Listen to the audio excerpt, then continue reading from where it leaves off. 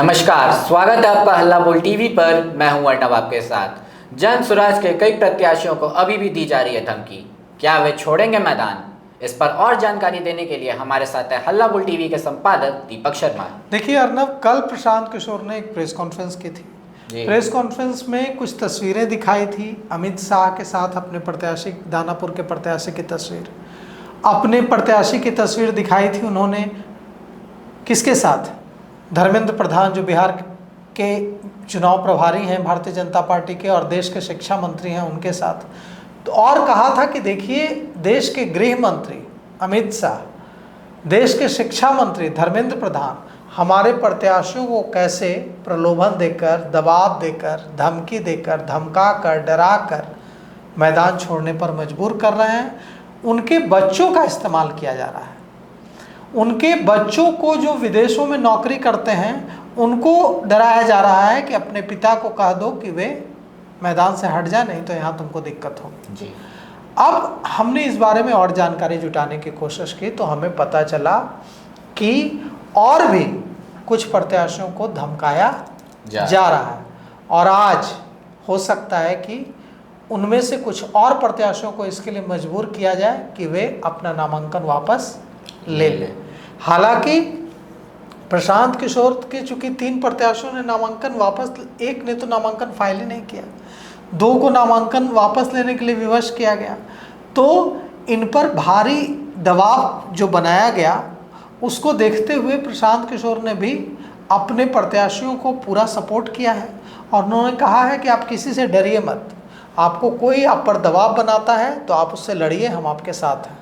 तो अब ऐसी उम्मीद नहीं है कि अब कोई और प्रत्याशी नामांकन वापस लेगा, क्योंकि देखिए, कुल मिलाकर मामला यह है कि अगर कोई प्रत्याशी नामांकन वापस लेता है तो जिस पार्टी का, जैसे मान लीजिए कि कोई नेता ऐसा है जन स्वराज का जिसके चुनाव लड़ने से बीजेपी को नुकसान होता है, तो अगर वो नामांकन वापस लेता है तो उसका फायदा बीजेपी को होगा।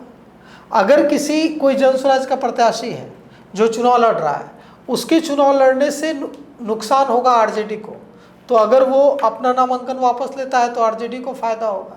तो यह जो खेल है दूसरी पार्टी के प्रत्याशियों को धमकाकर, लुभावने उनको तरीकों से, या तो धमकी देकर या फिर प्रलोभन देकर बैठाने का जो खेल है वो नया नहीं है, वो बहुत पुराना है। अब यही पर एक बड़ा सवाल उठता है। सवाल यह उठता है कि क्या प्रशांत किशोर अपने प्रत्याशियों को इतना सपोर्ट नहीं कर पाए, या प्रत्याशियों को चुनने में गलती हुई, जो धमकी में आ गए, जो प्रलोभन में आ गए। प्रशांत किशोर को तो यह देखना था, जन स्वराज को यह देखना था कि वे 243 निडर और न खरीदे जा सकने वाले, किसी प्रलोभन, किसी दबाव में न झुकने वाले 243 लोगों को चुने। लेकिन अगर उसमें से 3 लोगों को तोड़ लिया गया, 3 लोगों को डरा दिया गया या 3 लोगों को खरीद लिया गया, तो यह जो चयन हुआ प्रत्याशियों का, उसमें से 3 लोग तो गड़बड़ चुन लिए गए, जो डर गए, जो खरीद लिए गए। लेकिन इसको इस रूप में देखिए कि 243 प्रत्याशियों में से मात्र 3 ही लोग खरीदे गए। इसको ऐसे हम देख रहे हैं। इसको ऐसे भी देखा जा सकता है कि इतनी बड़ी पार्टी, इतनी बड़ी बड़ी पार्टियां हैं, भारतीय जनता पार्टी दुनिया की सबसे बड़ी पार्टी, राष्ट्रीय जनता दल जिसके समर्थक इतने एग्रेसिव होते हैं, एकदम सड़क पर उतर जाते हैं मुरेठा बांध के, कांग्रेस पार्टी, लेफ्ट, तमाम इतनी बड़ी बड़ी पार्टियां मैदान में उतरी हुई हैं। और इसमें एक नई पार्टी उतरी है जो प्रशांत किशोर की पार्टी, जन स्वराज। और यह जो पार्टी है, इसने अपने 243 सीटों पर, जैसा कहा था वैसा 243 सीटों पर उम्मीदवार उतार दिए। इनके उम्मीदवारों को बैठाने की कोशिश हुई, इनके उम्मीदवारों को डराने की कोशिश हुई, इनके उम्मीदवारों को खरीदने की कोशिश हुई, लेकिन मात्र 3 ही लोग डरे, मात्र 3 ही लोग खरीद लिए गए, 3 ही लोगों का ईमान डगमगाया, 3 ही लोगों का डर उन पर हावी हुआ, बाकी तो नहीं हुआ। 30 तो नहीं कर लिया नामांकन वापस 3 प्रत्याशियों ने। ऐसा भी नहीं हुआ कि बड़ी संख्या में 10 या आधा दर्जन, ऐसा तो नहीं हुआ। तो यह एक तरह से जीत भी है प्रशांत किशोर की जनसुराज की कि इतना भारी दबाव पड़ा। मुझे कल एक आईपीएस अधिकारी ने फ़ोन किया जी।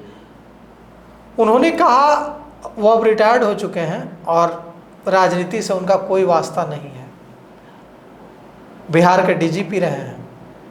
उन्होंने मुझे कहा कि कई जो अधिकारी थे जो रिटायरमेंट के बाद जनसुराज से जुड़े और अभी चुनाव लड़ रहे हैं, उनको यह धमकी दी गई फ़ोन करके कि अगर आप चुनाव लड़ेंगे तो आपके समय की कोई फाइल खोलकर आपको फंसा देंगे। जब आप आईएएस थे या जब आप आईपीएस थे उस दौरान की कोई आपकी फाइल खोल देंगे और कोई फाइल खोलकर आपको फंसा देंगे। रिटायरमेंट के बाद भी है प्रावधान कि अगर आपके समय में कोई स्कैम हुआ है और उसमें आपका आता है नाम तो आप पर कार्रवाई हो सकती है, एफआईआर हो सकती है।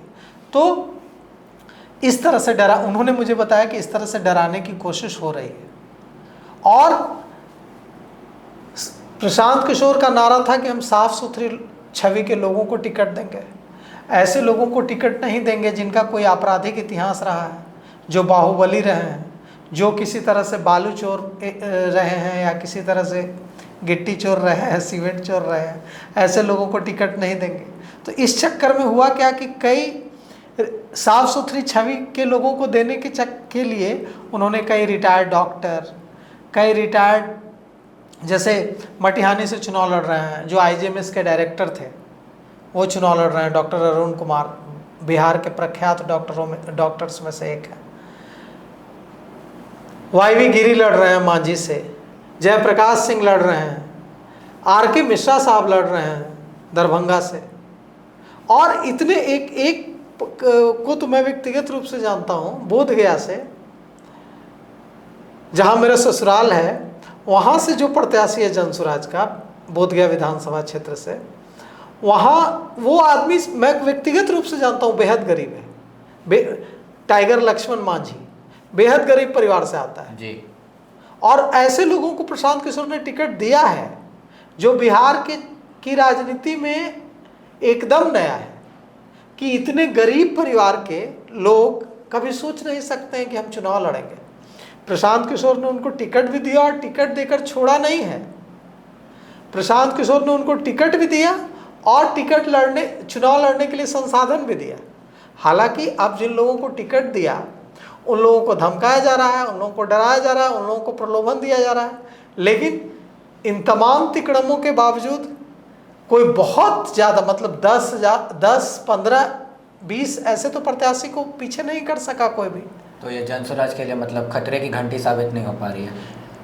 देखिए, अगर एक भी प्रत्याशी आपका नामांकन वापस ले लेता है या नामांकन नहीं करता है तो निश्चित रूप से यह बड़ा झटका है। अब दानापुर से जो इनका प्रत्याशी था जनसुराज का, वो उसने नामांकन ही दायर नहीं किया, वो गायब हो गया नामांकन के दिन। बोला हम पूजा करने जा रहे हैं, पूजा करने के बाद लौट कर आया ही नहीं, फूल माला से गाड़ी सजी हुई रही कि अब जाएंगे नामांकन करने के लिए, अब जाएंगे, फरार।